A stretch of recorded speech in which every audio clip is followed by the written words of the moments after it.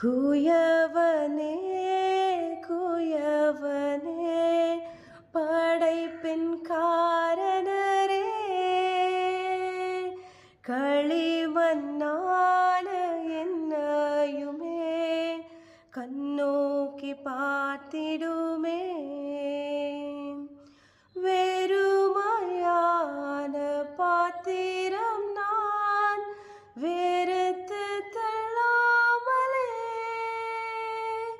நிரம்பி வழியும் பாத்திரமாய் விளங்க செய்யுமே.